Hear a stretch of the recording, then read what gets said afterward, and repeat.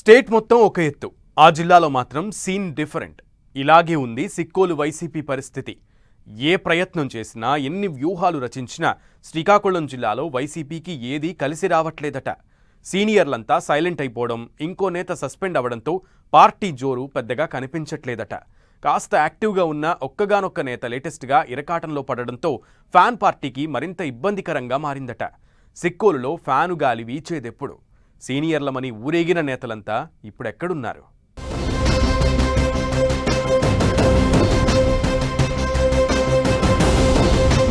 శ్రీకాకుళం వైసీపీకి ఏది కలిసి రావట్లేదా? కాంట్రవర్సీలు, కష్టాలు వెంటాడుతున్నాయా? సిదిరి ఎపిసోడ్ మరింత ఇబ్బందికరంగా మారిందా? సైలెంట్ అయిన సీనియర్లు, సస్పెండ్ అయిన దువ్వాడ. సిక్కోలు రాజకీయం సంథింగ్ స్పెషల్. అందులో శ్రీకాకుళం వైసీపీ నేతల తీరు ఇంకా సపరేటు. గత ఎన్నికల్లో ఓడిపోయినప్పటి నుంచి సైలెంట్ అయిపోయిన నేతలు పార్టీ యాక్టివిటీని పెద్దగా పట్టించుకున్న దాఖలాలు లేవు. ఎప్పుడో ఓసారి పార్టీ అధిష్టానం పిలుపునిచ్చిన కార్యక్రమాలకు అటెండ్ అవడం తప్ప జిల్లా సెంట్రిక్ గా కూటమి సర్కారుపై గట్టిగా పోరాడింది లేదు. ఈ క్రమంలోనే శ్రీకాకుళం జిల్లాలో వైసీపీకి ఏదీ అసలు కలిసి రావట్లేదని అంటున్నారు. చాలా మంది లీడర్లు ఉన్నా వాళ్లంతా ఎవరి పనుల్లో వారు బిజీగా అయిపోయారట. యాక్టివ్ గా ఉన్న లీడర్లు కాస్త వివాదాల్లో చిక్కుకోవడంతో సిక్కోలు వైసీపీకి స్ట్రాంగ్ వాయిస్ లేకుండా పోతోందన్న టాక్ నడుస్తోంది.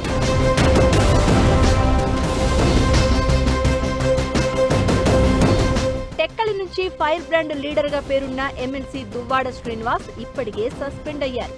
అలాగే మాజీ స్పీకర్ తమ్మినేని సీతారాం పెద్దగా సౌండ్ చేయట్లేదు.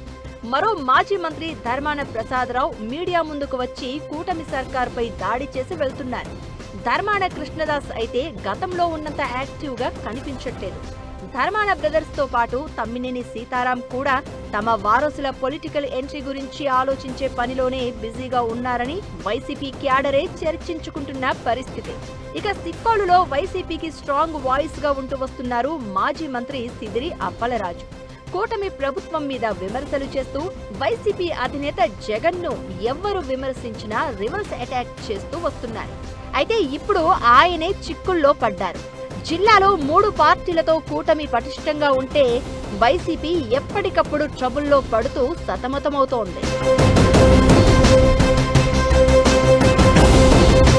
అధికారంలో ఉన్నప్పుడు, ఆ తర్వాత విపక్షంలోకి వచ్చాక కూడా దూకుడుగా వ్యవహరించే సిదిరి అప్పలరాజుకు అనుకోని ఘటన చిక్కుల్లో పడేసింది. పలాసలో గౌతు శిరీష వర్సెస్ సిదిరి అన్నట్లుగా నడుస్తూ వస్తున్న వ్యవహారం కాస్త ఇప్పుడు నెక్స్ట్ లెవెల్ కు చేరుకుంది. కూటమి సర్కారు వచ్చినప్పటి నుంచి ఆయన్ను ఏదో ఒక ఇష్యూలో ఇరికించేలా పావులు కదుపుతూ ఉండగా అప్పుడు ఆయన కొడుకుపై నమోదైన యాక్సిడెంట్ కేసు సిదిరి మెడకు చుట్టుకుంది. ఇదే అదునుగా సిదిరిని గట్టిగా టార్గెట్ చేస్తున్నారు కూటమి నేతలు. సిదిరి కుమారుడు నిర్లక్ష్యంగా బైక్ నడిపి ఒకరి మరణానికి కారకుడు అయ్యాడని, కొడుకు చేసిన తప్పును కప్పిపుచ్చేందుకు సిదిరి ప్రయత్నించాడని ఆరోపిస్తున్నారు. కుమారుడు చేసిన తప్పును గుర్తించి పోలీసులకు అప్పగించి ఉంటే మాజీ మంత్రికి గౌరవం దక్కేదని, కానీ సిదిరి సాక్ష్యాలు తారుమారు చేసేందుకు ప్రయత్నించారని టీడీపీ నేతలు ఆరోపిస్తున్నారు. దాంతో కొడుకుతో పాటు సిదిరికి కూడా బైక్ యాక్సిడెంట్ కేసు ఉచ్చుగా మారుతోంది. అయితే కొడుకు ఎపిసోడులో సిదిరి అప్పలరాజును అరెస్ట్ చేస్తారనే ప్రచారం పలాసలో గట్టిగా వినిపిస్తోంది.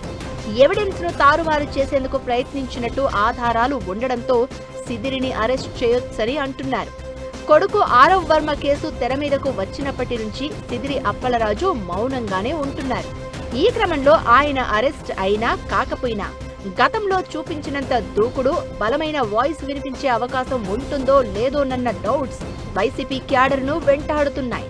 సీనియర్ నేతలంతా వారసుల కోసం తపిస్తూ ఉండగా అన్నీ తామై పార్టీ కోసం నిలబడే కీలక నేత చిక్కుల్లో పడడం వైసీపీకి కాస్త ఇబ్బందికర అంశమే. దువ్వాడపై సస్పెన్షన్ ఎత్తివేసి ఆయన్ను ముందు పెట్టి సిక్కోలులో వైసీపీ యాక్టివిటీని నడిపించలేని పరిస్థితి. ధర్మాన బ్రదర్స్ లో ప్రసాదరావు మాత్రం అప్పుడప్పుడు తనదైన స్టైల్లో ప్రభుత్వంపై విరుచుకుపడుతున్నారు. కానీ స్థానికంగా బలంగా పోరాడాల్సిన అవసరం ఉందన్న టాక్ వినిపిస్తోంది. అలా స్ట్రీట్ ఫైట్లో ముందుండే దువ్వాడ సస్పెన్షన్లో ఉండడం, సిదిరి ఇలా ఇరకాటంలో పడిపోవడం వైసీపీ క్యాడర్ను నిరాశ కలిగిస్తోంది. ఈ పరిస్థితుల్లో సిక్కోలులో ఫ్యాన్ స్పీడ్ పెంచేందుకు వైసీపీ అధినేత జగన్ ఎలాంటి వ్యూహాలు రచిస్తారో చూడాలి మరి.